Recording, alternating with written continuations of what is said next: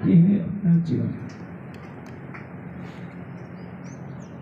परिक्रमा का अर्थ क्या होता है? जैसे हम किसी मंदिर में जाते हैं, अपने आराध्य के चारों तरफ घूमते हैं, उसी तरह से हमारी सुरता परम धाम के 25 पक्षों में घूमे। ये परिक्रमा का मूल उद्देश्य है। इसमें 25 पक्षों की शोभा दर्शाई गई है। हौज कोसर कैसा है, मानिक पहाड़ कैसा है, पुखराज कैसा है। जिस परम धाम के बारे में भगवान श्री उमा से कहते, शंकर जी से कहते हैं, शंकर जी वेद व्यास जी से कहते हैं कि हे उमा, हे वेद व्यास, मैं करोड़ों कल्पों में चाहूं तो भी परम धाम के एक पत्ते का भी वर्णन करने की सामर्थ्य नहीं है। परम धाम तो दूर, स्वयं विष्णु भगवान कहते हैं कि देखो लक्ष्मी जी, मैं सारी शक्ति भी लगाऊं तो जिस लीला का मैं ध्यान करता हूं बेहद की, उस लीला को व्यक्त करने की सामर्थ्य मेरे पास ही नहीं है। मैं संकेतों में बता सकता हूं कि मैं कहां का ध्यान करता हूं। जो शब्द से परे है उसको शब्द में कैसे लाया जाए? संसार में जो भी ग्रंथ हैं 52 अक्षरों में लिखे जाते हैं। 36 व्यंजन है और 16 स्वर है, सब मिलाकर 52 अक्षर होते हैं। 52 अक्षरों में जो कुछ कहा जाता है वो वाणी का विषय होता है। और परमात्मा कैसा है? वाणी का विषय नहीं है, मन का विषय नहीं है, बुद्धि का विषय नहीं है। तो ऐसे परमात्मा के बारे में कैसे बताया जाए कि परमात्मा कैसा है? लेकिन इस परिक्रमा ग्रंथ के अंदर, सागर श्रृंगार ग्रंथ के अंदर, राज्य ने हमारे लिए असंभव को भी संभव कर दिया है। लेकिन पहले ही कह दिया है, ब्रह्म सृष्टि लीजियो हारे सैया, ये है अपना जीवन। इसको ग्रहण कौन करेगा? परम धाम की ब्रह्म सृष्टिया। चितवनी के मार्ग पर कौन चलेगी? परम धाम की ब्रह्म सृष्टिया। संसार तो मोह सागर से पैदा हुआ है, प्राय वह कर्म कांडों का ही अनुसरण करेगा। लेकिन इसका एक विकल्प भी है, एक अपवाद भी है। हम सुंदर साथ में वाणी के लिए इतनी श्रद्धा नहीं है जितनी अतीत काल के ऋषि मुनियों और विद्वानों में रही है। आपको एक घटना सच्ची में सुनाता हूं, हमारे लिए बहुत ही प्रेरणादायी है। कुमारिल भट्ट बौद्ध धर्म का उन्मूलन चाहते थे ताकि नास्तिकवाद समाप्त हो जाए। उन्होंने बौद्ध धर्म मत की शिक्षा प्राप्त करने के लिए नालंदा के विश्वविद्यालय में अध्ययन प्रारंभ किया। वहाँ के मुख्य आचार्य से बौद्ध मत के सारे दार्शनिक सिद्धांतों को समझा। और उस समय सारे देश में बौद्ध मत का ही बोलबाला था।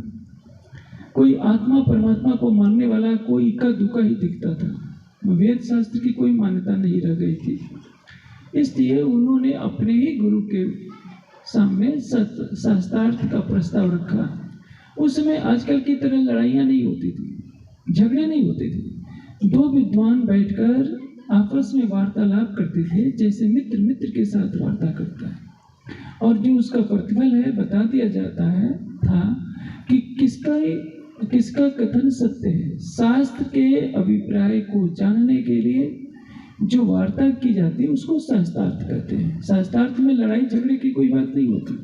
लेकिन आजकल यदि शास्त्रार्थ हो तो बिना लड़ाई झगड़े के कोई शास्त्रार्थ होता नहीं, क्योंकि दोनों पक्षों में कोई भी पक्ष अपनी हार मानने के लिए तैयार नहीं होता। प्राचीन काल में ऐसा नहीं था। जैसे शंकराचार्य का शास्त्रार्थ हुआ मंडन मिश्र के साथ। निर्णायक किसको बनाया गया? मंडन मिश्र की पत्नी को। और मंडन मिश्र की पत्नी ने अपने पति के विरुद्ध ही निर्णय दे दिया कि मेरे पति हार गए और शंकराचार्य जीत गए। ऐसे न्याय करने वाले भी होते थे। आजकल तो पति के खिलाफ निर्णय देना तो दूर की बात है, कहीं दूर का भी रिश्ते में निकले चाहे ना निकले, अपने ग्रुप को देखकर कोई भी निर्णय बदल देगा क्या? ये सच है। आजकल जितने आप देखते हैं संगीत की बड़ी बड़ी प्रतियोगिताएं होती है, वो पहले से निश्चित रहता है कि किसको विजयी घोषित करना है, क्योंकि आज का न्यायाधीश ही कलम लिए बैठे हैं। उस युग में सोचिए मंडन मिश्र की पत्नी ने अपने पति के विरुद्ध निर्णय कर दिया, लेकिन कहा कि देखिए आचार्य, मेरे पति हार गए हैं तो क्या अभी मैं हूं, जब तक आप मुझको नहीं हराएंगे मेरे पति की हार नहीं मानी जाएगी, क्योंकि पति और पत्नी मिलकर एक पूर्ण व्यक्तित्व बनता है। इसलिए मुझे हराए बिना आप विजयी नहीं हो सकते। मेरे पति को तो आपने हरा दिया। इसके पहले जो कुमारिल भट्ट का शास्त्रार्थ होता है, नालंदा के सबसे बड़े आचार्य शास्त्रार्थ में हार जाते हैं। जो उनके शिष्य होते हैं, नालंदा के आचार्य के शिष्य, वो कहते हैं कि देखिए कुमारिल भट्ट, आपने जिस गुरु से सारी विद्या सीखी उसी को शास्त्रार्थ में हरा दिया, तो लेकिन इसके लिए एक प्रमाण और देना पड़ेगा। विषय क्या था कि परमात्मा है कि नहीं, वेद और इस सृष्टि का कर्ता परमात्मा है कि नहीं, इसी विषय पर शास्त्रार्थ हो रहा था। शास्त्रार्थ में ग्रंथों के प्रमाण से तो साक्षी दे दी गई, कुमारिल भट्ट जीत जाते हैं, लेकिन क्रियात्मक रूप से साक्षी दीजिए कि वेद ईश्वरी ज्ञान है। परिणाम क्या होता है? कुमारिल भट्ट सारे तर्कों से तो समझा चुके थे कि वेद ईश्वरी ज्ञान है। उन्होंने कहा कि देखिए, मैं इस वेद को लेकर पहाड़ की चोटी से छलांग लगा जाता हूँ। यदि वेद ईश्वरी ज्ञान है तो वेद भगवान मेरी रक्षा करेंगे। और यह कहकर पहाड़ की चोटी से सच में छलांग लगा देता। आप लोग इस बात को सुनकर आप भी मत छलांग लगा देना, क्योंकि आपके निष्ठा में और कुमारिल भट्ट की निष्ठा में बहुत अंतर है। राज्य पर धर्म संकट खड़ा नहीं कर देना। जैसे कुछ वर्ष पहले 2000 में 2 सुंदर साथ महिला सुंदर साथ थे, वो शरद पूर्णिमा के दिन घूमर जी की जो कुआं है वो उसके अंदर ही छलांग लगा गए थे कि देखे राज्य बचाते हैं कि नहीं बचाते हैं। वो मेरे परिचय में थे। बाद में उन्होंने कहा कि कुएं में गिरने पर ऐसा लगा कि किसी ने रोक लिया है, उनको निकाल तो दिया गया, लेकिन भविष्य में ऊपर जाने के लिए प्रतिबंध भी लगा दिया गया। तो राज्य को बार बार प्रकृति के नियमों के विरुद्ध खड़ा करना हमारा कर्तव्य नहीं है। मैंने तो ये बताया कि कुमारिल भट्ट में कितनी श्रद्धा है अगाध वेद के लिए कि पहाड़ की चोटी से छलांग लगा जाती है। सिखों को देखिए, अपने ग्रंथ साहब का कितना सम्मान करते हैं। मुसलमानों को देखिए, उनकी कुरान पर अगाध निष्ठा है। वैसे तो कुरान की जो टीकाएं हैं इस समय किसी भी जिज्ञासु के मन को शांत नहीं कर सकते, और कितने जो बुद्धिजीवी मुस्लिम हैं वो इस्लाम छोड़ भी रहे हैं केवल कुरान पढ़कर, क्योंकि उसका जो अर्थ है वो तो संसार के लोगों के बस का था ही नहीं, वो तो इमाम मेहदी के द्वारा खोला जाना था। पुनः क्या होता है, बौद्धों के जो अन्य आचार्य हैं कहते हैं कि देखो कुमारिल, तुमने सिद्ध कर दिया है प्रमाण से भी, लेकिन तुमने अपने गुरु को हराकर अपमान किया है, इसलिए इसका प्रायश्चित होगा कि सुलगती हुई भूसी में अपने शरीर का दाह कर दो, जला दो, तभी तुम्हें गुरु के अपमान का प्रायश्चित होगा। कुमारिल भट्ट कहते हैं कि चलो मैं ये भी कर लेता हूँ, और उन्होंने सुलगती हुई भूसी में अपने को दग्ध कर दिया। आप सोचिए, ऐसे ऐसे संसार में आचार्य हुए हैं जिन्होंने अपने प्राणों का भी मोह नहीं किया, केवल उस ज्ञान की रक्षा के लिए। आज हिंदू समाज, जैसे आज शिवरात्रि का दिन है, सारा संसार शिव की पूजा के नाम पर क्या करता है? शिवलिंग की पूजा करता है। इसकी कहानी शिव पुराण में है कि शिवलिंग की पूजा क्यों होती है, मैं मंच पर नहीं बता सकता, उसमें कोई शालीनता नहीं है, अश्लील ऐसी है कि मैं कह ही नहीं सकता। आप सोचिए, न शालिग्राम की पूजा का उल्लेख है, न शिवलिंग की पूजा का उल्लेख है, लेकिन हिंदू समाज किसकी पूजा कर रहा है? गीता में एक श्लोक आता है, जिज्ञासु होती योगस्य शब्द ब्रह्म अति वर्तते। वेद को क्या कहा गया? शब्द ब्रह्म कहा गया, शब्दमय ब्रह्म। ब्रह्म शब्द अतीत है, लेकिन उसको शब्दों में ला दिया गया, तो ब्रह्म को शब्दमय ब्रह्म कहा गया। जो दर्शन शास्त्र के विद्वान होते हैं वो कहते हैं कि परमात्मा को देखा नहीं जा सकता, उसको जाना जा सकता है। वे तो अपने तर्कों से कहते हैं। जिसको जाना जाता है, जाना किसे जाता है? बुद्धि से। तो बुद्धि की तो गति ही नहीं है।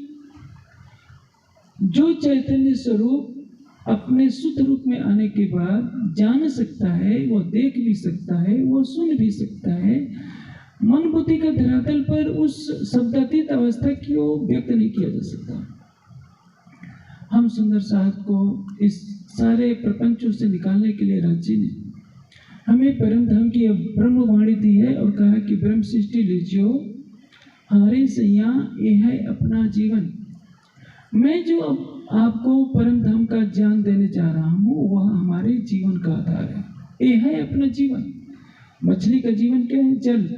तो उसी तरह से ब्रह्म सृष्टियों के लिए जीवन का आधार क्या है? परम धाम की वाणी में जो निहित परिक्रमा का ज्ञान है, सागर का ज्ञान है, श्रृंगार का ज्ञान है।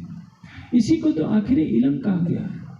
ब्रह्मसृष्ट होते ब्रिजरास में प्रेम हो तो लक्ष्य बिन, सो लक्ष्य अव्वल को लय रुअल्ला पर न था आखिर इलम पूरा। आखिर इलम क्या है? यही तो तारतम का तारतम है। खिलवत, परिक्रमा, सागर और श्रृंगार, ये चार किताबें क्या है? तारतम का तारतम। एक तारतम जो हमें पाताल से लेकर परम धाम तक की पहचान कराता है, अक्षर अतीत की पहचान कराता है। पहचान से भी बड़ी चीज है उसकी शोभा में स्वयं को डुबो देना। उसको प्राप्त करने का मार्ग क्या है? आप याद तो कर लिए कि अक्षर अक्षर के पार है कि अक्षर अतीत आधार। लेकिन संसार ने भी कम प्रयास नहीं किया। संसार का प्रयास अटकलों के आधार पर था। जैसे कोई व्यक्ति आंखों पर पट्टी बांध ले और कहीं से आवाज लगाई जाती है, उसको खोजता है। जैसे बच्चे खेल करते हैं, एक व्यक्ति की आंखों पर पट्टी बांध देते हैं और एक बच्चा ताली बजाता है। आवाज सुनकर वो खोजने का प्रयास करता है कि हाँ इधर वो ताली बज रही है। उसी तरह से जागृत बुद्धि का ज्ञान न होने से आज तक संसार अटकलों के सहारे सच्चिदानंद परमात्मा को खोजने का प्रयास करता रहा। जैसे कह दिया प्रज्ञानम ब्रह्म, ब्रह्म ज्ञान स्वरूप है। ज्ञान स्वरूप है तो उसकी विशेषता क्या है? जैसे कोई व्यक्ति सत्य को नहीं मानता है तो क्या कहते हैं? वो तो अज्ञानी। अज्ञानी होने का तात्पर्य क्या है? उसमें ज्ञान का प्रकाश नहीं है। तो परब्रह्म का कोई भी कार्य अज्ञानता मूलक नहीं होता, इसलिए उसको ज्ञान स्वरूप कहते हैं। वो दुखी नहीं होता, इसलिए उसको आनंद स्वरूप कहते हैं। उसका स्वरूप त्रिगुणात्मक जगत से परे है। आप सूरज को देखिए, चंद्रमा को देखिए, विद्युत को देखिए, नक्षत्रों को देखिए, इनमें जो प्रकाश है वो जड़ अग्नि तत्व का प्रकाश है। परमात्मा का प्रकाश चैतन्य स्वरूप है। लेकिन वो चेतन स्वरूप कैसा है आज तक इसकी व्याख्या नहीं हो सकी थी। इसको जानने के लिए क्या कहा है? परिक्रमा की पहली चौपाई इस बात से शुरू होती है कि अब कहूँ रे इसकी की बात, इस शब्दातीत साक्षात जो कभी आवे विनय शब्द तो 14 तबक को करे रथ। 14 तबक को करे रथ का अर्थ क्या होता है? जो कभी आवे विनय शब्द तो 14 तबक को करे रथ। जिसके हृदय में राज्य का प्रेम आ जाएगा उसके लिए 14 लोग होंगे ही नहीं, दिखाई नहीं देंगे। लेकिन आप सोचिए परिक्रमा ग्रंथ से पहले क्या लिखा है? श्री परिक्रमा ग्रंथ के बारे में क्या कहा गया? इलाही दुल्हन अर्श अजीम की शुरू हुई। श्री परिक्रमा ग्रंथ इलाही दुल्हन, अखंड दुल्हन कहा गया है। अर्श अजीम की अखंड दुल्हन के समान इसकी तुलना की गई है। अखंड दुल्हन कौन है? परम धाम में सखियां हैं, श्यामा जी हैं। लेकिन ये परिक्रमा ग्रंथ उन परम धाम के ब्रह्मात्माओं के लिए अवतरित हुआ है। सागर श्रृंगार किसके लिए आया है? परम धाम की आत्माओं के लिए। इसलिए परिक्रमा ग्रंथ में कहते हैं ब्रह्म सृष्टि लीजियो हारे सैया, ये है अपना जीवन। जैसे मछली का अस्तित्व पानी पर है, हमारा भी अस्तित्व किस पर होना चाहिए? खिलवत, परिक्रमा, सागर और श्रृंगार के ऊपर। ब्रह्म सृष्टि का आचरण कैसा होना चाहिए? उसमें पहले ही कह दिया, जैसे आप प्रकटवाणी पढ़ते हैं तो क्या कहा है, अब सुनियो ब्रह्मशिष्ट विचार जो कोई निज वतनी से विचार। ब्रह्मशिष्टियों को संबोधित है। श्री जी के साथ 5000 की जमात है। क़यामत नामा में कहा है कि 500 जुलाढ़ो संग रसूल के, अर्थात वहाँ 5000 में 500 ब्रह्मशिष्ट थी। कहीं लिखा तो नहीं है, लेकिन ऐसी परंपरा से इस बात सुनी जाती है कि 1500 ईश्वरी सृष्टि और 3000 जीव सृष्टि थी। उनके भी भाव थे, न जाने कितने जन्मों से उन जीवों ने तप किया होगा कि सच्चिदानंद परब्रह्म आए तो हमें उनके चरणों में जगह मिले। न जाने कितने जन्मों की तप साधना के पश्चात श्री जी का सानिध्य प्राप्त हुआ और वे भी घर द्वार छोड़कर श्री जी के साथ रह रहे हैं। सभी राज्य सबके हैं। अष्टप्रहर की लीला में वर्णन आता है कि श्री जी जब चर्चा कर रहे होते हैं तो जब चर्चा का समापन होता है तो सबसे पहले उठी आम। आम का अर्थ क्या है? जीव सृष्टि सोचती है कि सबसे पहले अब तो छुट्टी मिल गई, इतनी देर से बैठे बैठे चर्चा सुन रहे थे। और ब्रह्म सृष्टि क्या करती है? आप अष्टप्रहर की लीला देखिए,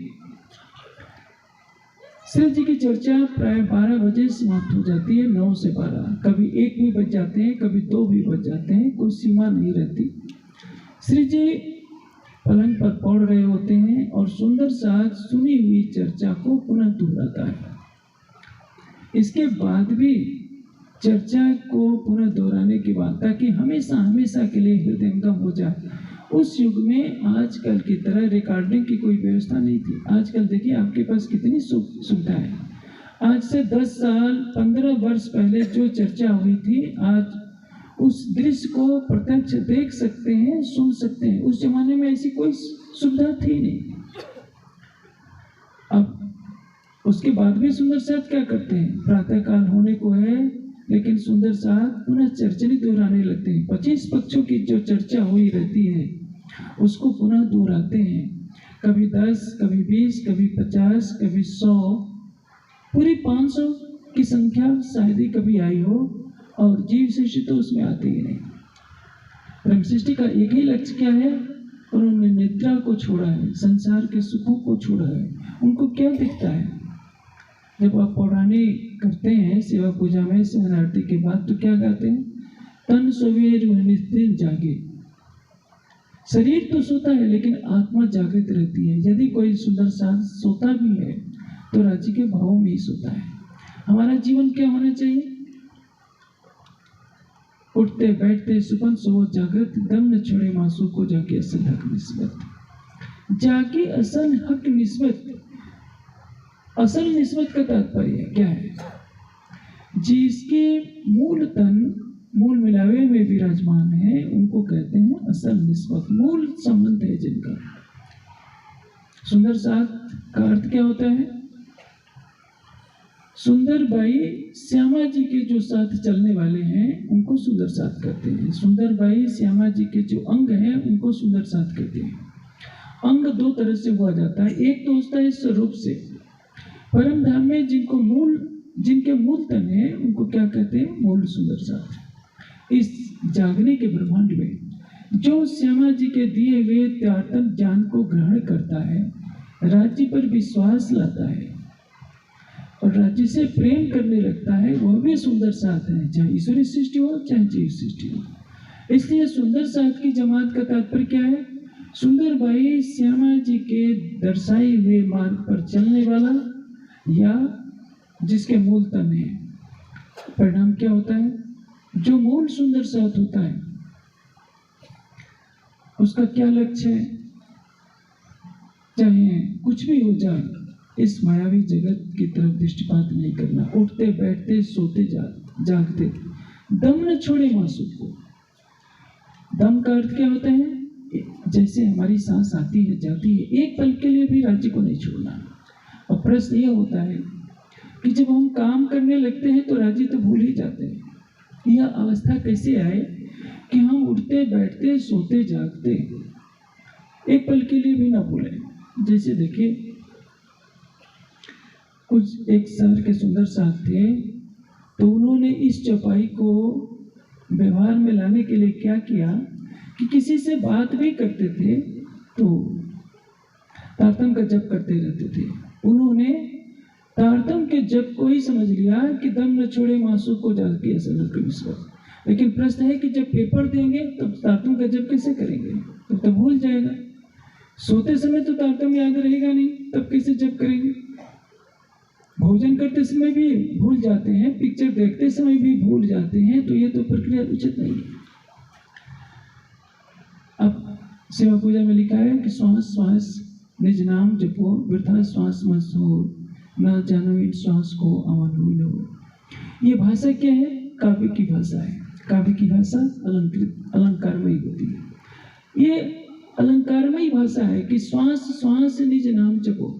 अब इसी को लेकर के सुंदर साथ ने ये समझा, उठते बैठते सुपन सोवत जागृत, दम न छुड़े मासूम को जागी असल की निस्बत। उठते बैठते, जब हम उठे बैठे तो केवल राज्य का भाव रहे, सोते जागते, सोए तो भी राज्य के भावों को लेकर सोए, और जगे तो केवल राज्य का भाव हो।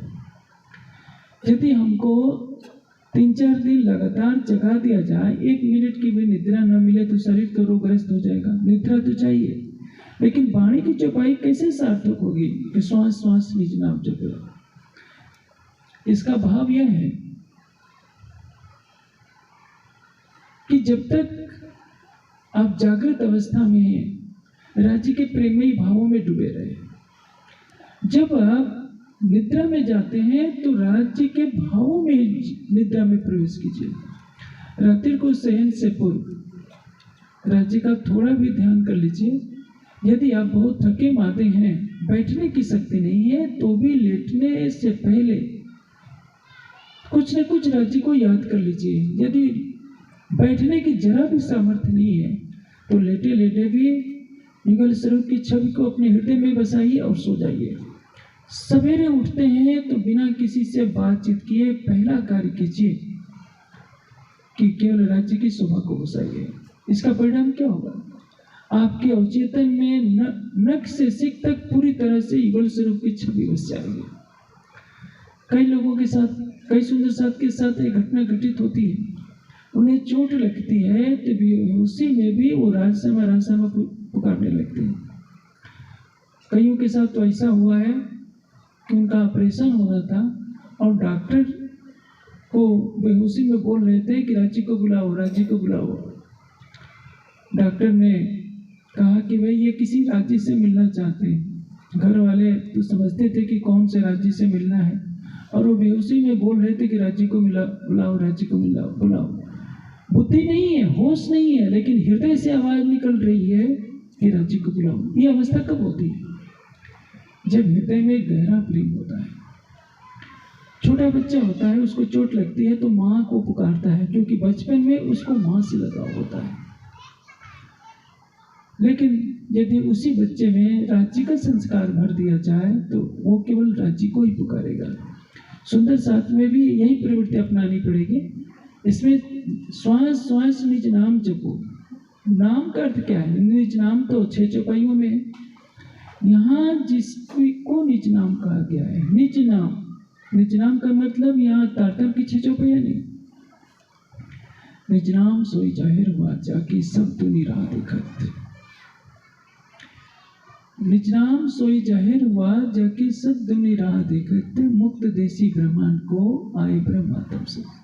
कौन सा निज नाम जाहिर हुआ? निज नाम अक्षरातीत की नाम का अर्थ होता है महिमा, पहचान। जैसे आप जितने सुंदर साथ बैठे हैं, मैं किसी को नाम लेकर पुकारूं तो तुरंत मेरे पास आ जाएगा। मैं पूछूं कि आप क्यों आए हो मेरे पास, तो क्या कहेगा? आपने मेरा नाम लेकर पुकारा। नाम का अर्थ है पहचान। पहचान में क्या छिपा है? अक्षरातीत की शोभा छिपी है। अक्षरातीत कहाँ है, कैसा है, ये छिपा हुआ है। अक्षरातीत की पहचान ही नाम है। नाम का अर्थ क्या होता है? जिसके संबोधन से, जिसके उच्चारण से उसकी पूर्ण पहचान हो जाए, उसको नाम कहते हैं। अक्षरातीत का वह नाम जाहिर हुआ। नाम का मतलब संबोधनात्मक शब्द नहीं, पहचान देने वाला वह ज्ञान जागृत अवतरित हुआ, जिसकी सब दुनिया राह देख रही थी। सारा संसार प्रतीक्षा कर रहा था कि सच्चिदानंद परब्रह्म की हमें कब जानकारी मिलेगी कि वो कहाँ है, कैसा है। संसार ने इसके पहले वेद की 1127 शाखाओं में बहुत कुछ पढ़ा, उपनिषदों को पढ़ा, दर्शनों को पढ़ा, लेकिन कोई भी उस सच्चिदानंद परब्रह्म के बारे में कह नहीं पाता था। अब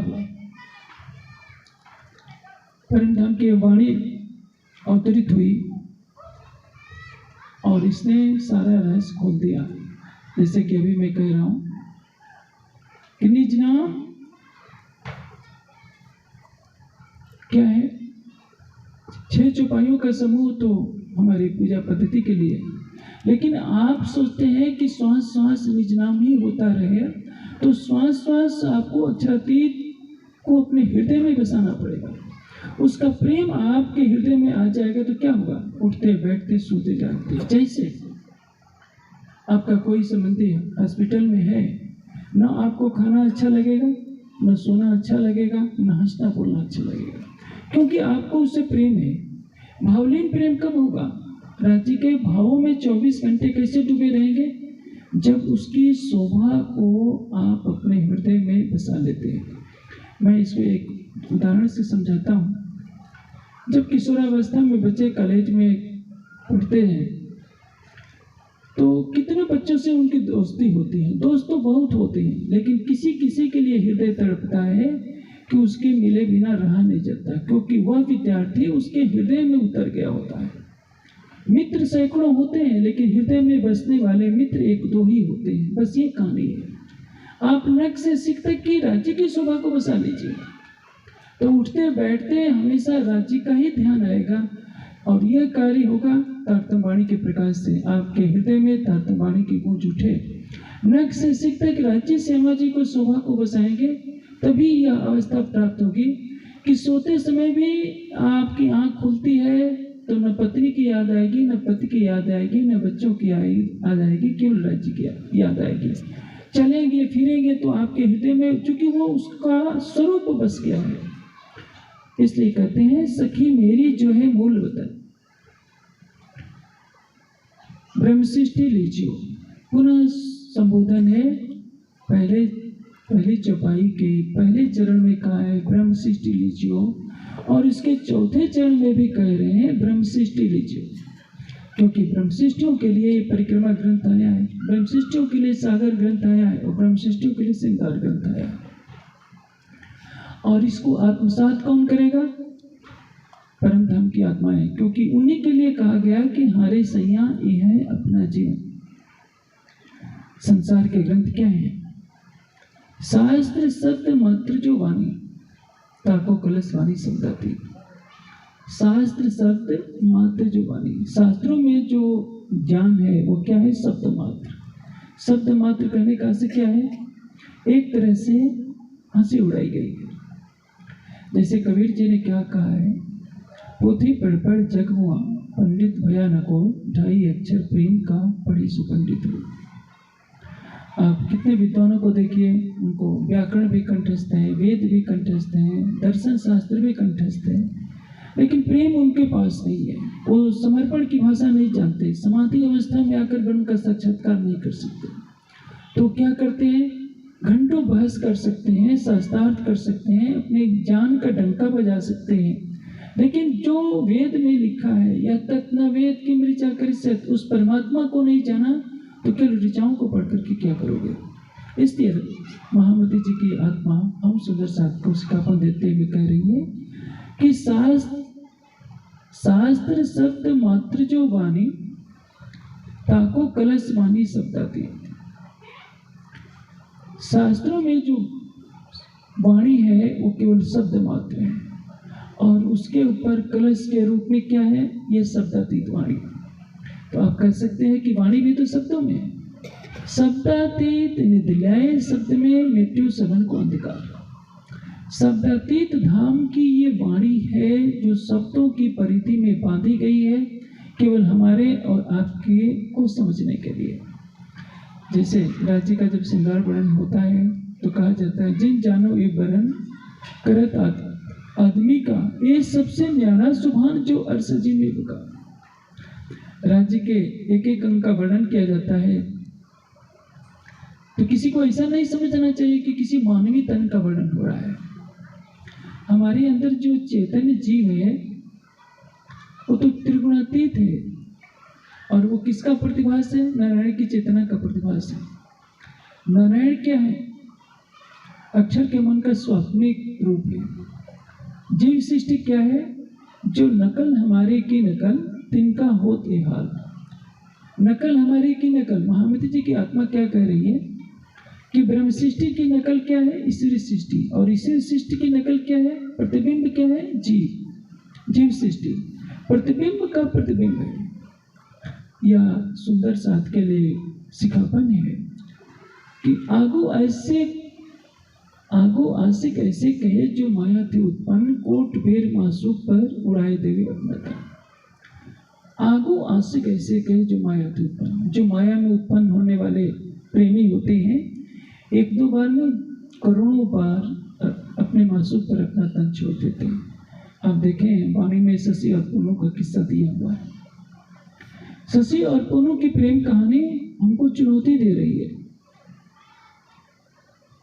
शशि एक लड़की है जिसका प्रेम चल रहा है पूनू से। वो रावी नदी को पार कर अपने प्रेमी से मिलने जाती है। उसकी भाभी को द्वेष हो जाता है। वो क्या करती थी कि घड़े पर बैठकर रावी नदी पार करती थी, अपने प्रेमी से मिलकर आती थी। उसने क्या किया कि एक दिन कच्चा घड़ा रख दिया,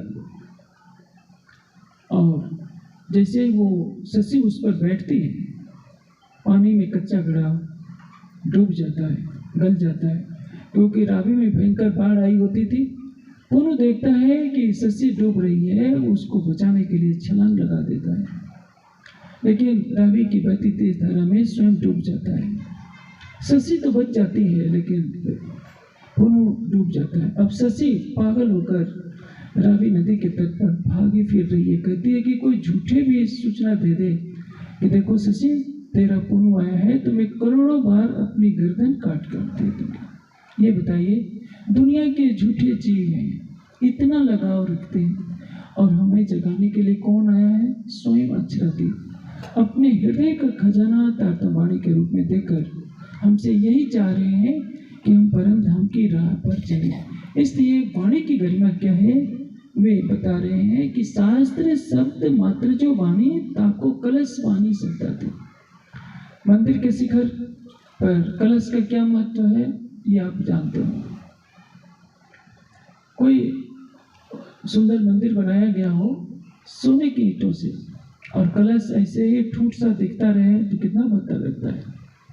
जैसे राजा के सिर पर मुकुट की शोभा होती है। कोई चक्रवर्ती राजा आ जाए, उस पर हीरे मोतियों का जड़ा हुआ मुकुट हो तो सबकी नजर किस पर पड़ती है? मुकुट पर।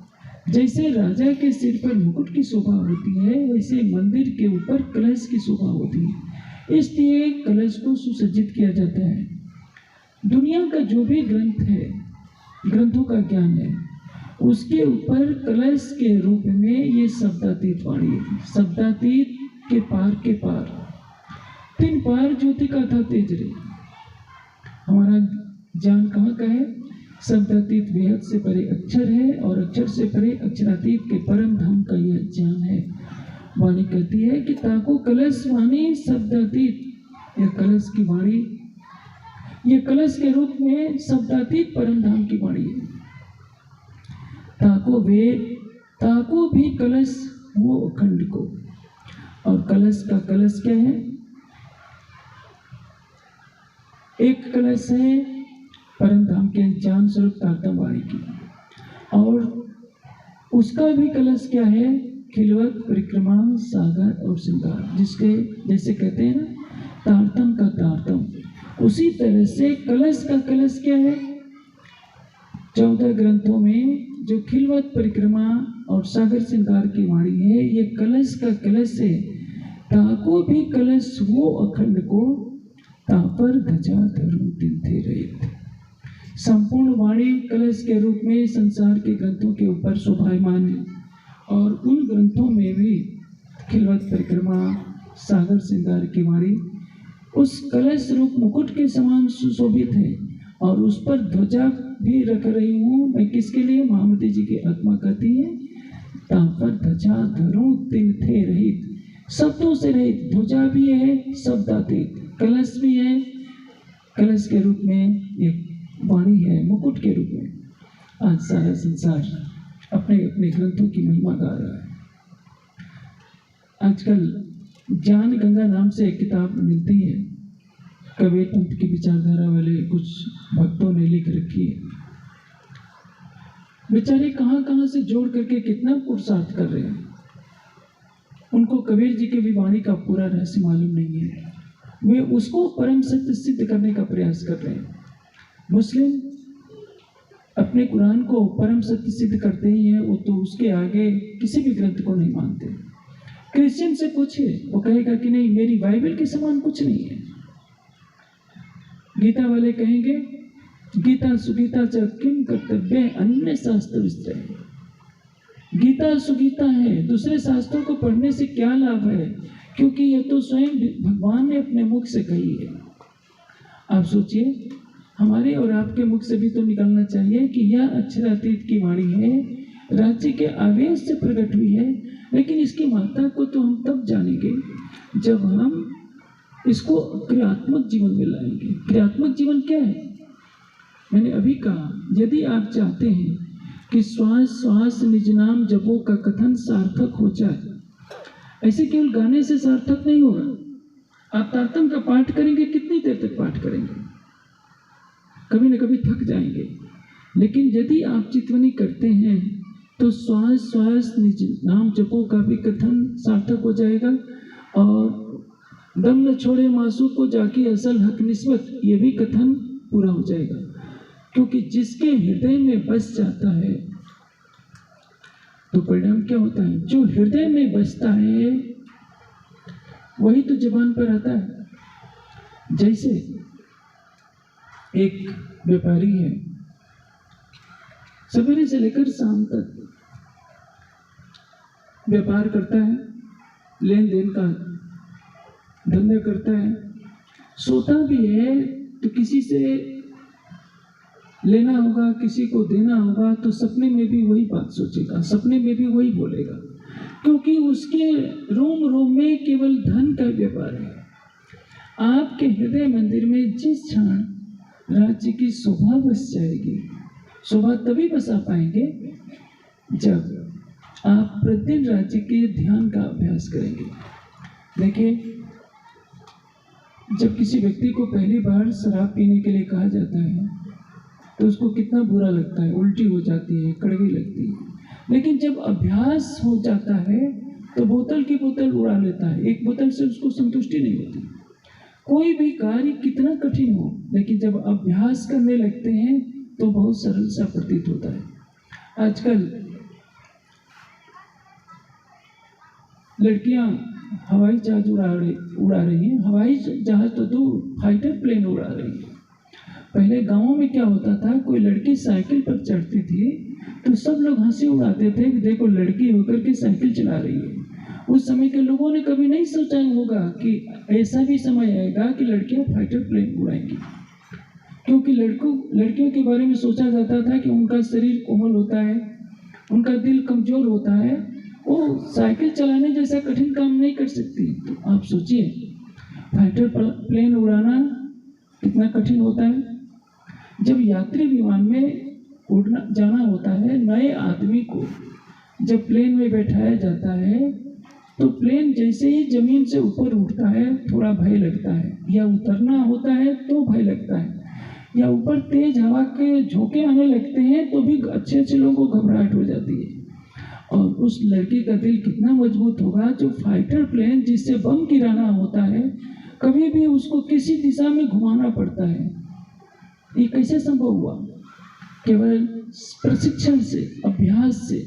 ये मन की कमजोरी है जो आप सोचे बैठे हैं कि राज्य दिल में नहीं आएगी। आप चितवनी कीजिए, मन भागता है, भागने दीजिए। कितने समय तक भागेगा? आप अपना अभ्यास निरंतर बनाए रखिए। लेकिन इसके लिए आपको अपने शरीर की साधना करनी होगी। शरीर की साधना का तात्पर्य बिना हिले डुले बैठने का अभ्यास करना ही होगा। 1 घंटे करते हैं, आधे घंटे करते हैं, 2 घंटे करते हैं, जितनी देर करते हैं 1 सेंटीमीटर भी शरीर को हिलाइए डुलाइए नहीं, अचल होकर के बैठिए। स्थिर सुखम आसनम, सुखपूर्वक बिना हिले डुले। अचलत्वम, अचल किसको कहते हैं? जो चलता फिरता नहीं है, पर्वत को अचल कहते हैं। अचलत्वम सापेक्ष, पर्वत की तरह तो नहीं बन जाइए, लेकिन पर्वत जैसे बनने का प्रयास कीजिए। आप पर्वत तो बिल्कुल जड़ पदार्थ है, आप चेतन प्राणी है। कहने का तात्पर्य है कि शरीर को हिलाइए डुलाइए नहीं।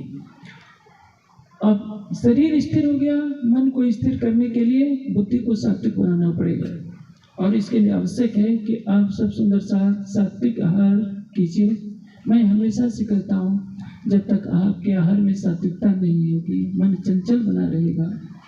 तीखी तीखी लाल मिर्चें और बहुत अधिक चाय काफियों का प्रयोग आपके मन को चंचल बनाता रहेगा, और चंचल मन से रजोगुण की प्रवृत्ति पैदा होगी, और रजोगुण की प्रवृत्ति पैदा हो जाने के बाद कोई ध्यान चितवनी नहीं लग सकता। आप तन और मन की साधना करने लगेंगे तो राज्य का स्वरूप हृदय में आपको स्वतः ही बसने लगेगा, और उसका परिणाम क्या होगा? आपके हृदय में जैसे जैसे सुबह बसती जाएगी, आप भी भावलीनता में डूबते जाएंगे। जैसे जैसे भावलीनता बढ़ती जाएगी, आपको संसार की कोई भी बात अच्छी नहीं लगेगी। उठते बैठते सोते जागते आप बात करेंगे केवल राज्य की। बैठे बातें करें बका भीष्ट भाई बैठे, दूनी बातें करें दूनी की, आखिर दोजक। और देखिए, जो शहरों में जो लोग रिटायरमेंट हो जाते हैं, 70 साल के बुढ़ापा आ जाता है, लेकिन वो कभी परमात्मा की बातें नहीं करेंगे। पार्क में बैठेंगे तो राजनीति की बातें, इधर उधर की बातें, क्योंकि उनके अंदर भाव प्रेम है ही नहीं। गाँव के जो लोग होते हैं, इधर का तो मैं नहीं जानता, उत्तर भारत में गाँव के लोग चौपाल पर बैठकर ताश खेलना शुरू कर देते हैं, या पूरे गाँव की बुराई करना शुरू कर देते हैं। मैंने आश्रम में भी देखा है, रतनपुरी आश्रम में जब रहता था, गांव के लोग सवेरे की आरती में आते थे, सुंदर सा, कितनी भी ठंड हो प्रातःकाल आ जाते थे। जैसे ही सेवा पूजा शुरू हुई, पूरे गांव की पंचायत वही शुरू हो जाती थी। अरे भाई, अभी तो तुम सदगुरु ब्रह्मानंद है गा रहे थे, पूरा सब कुछ कराया, झीलना कराया, राज्य का श्रृंगार कराया, भोग कराया, थोड़ी देर के लिए शांत हो जाओ। लेकिन नहीं, उनकी बहिर्मुखी पूजा जैसे ही समाप्त होती थी, जोर जोर से आवाजें आने लगती थी, सारे संसार की बातें। लेकिन जो राज्य को दिल में बसा लेगा, वो उठते बैठते सोते जागते केवल राज्य को ही याद करेगा, और उसके हृदय में प्रेम की ऐसी मस्ती चढ़ी रहेगी, जो शराबी के नशा तो कुछ घंटों के बाद उतर जाता है, राज्य के प्रेम का नशा कभी भी उतरता नहीं है। इसलिए ये धाम का वर्णन, जिसका मंगलाचरण हमें संकेत दे रहा है कि परम धाम की ब्रह्मात्माओं, तुम्हारे लिए ये वाणी आई है, और ये शब्दातीत के पार है, संसार के सभी ग्रंथों से परे की ये वाणी है। और उसमें भी खिलवत परिक्रमा सागर श्रृंगार कलश का कलश है, जो हमें सबको अपने हृदय में बसाना होगा, तभी हमारी आत्मा जागृत हो पाएगी और इस ब्रह्मांड में धरी का सुख ले पाएगी।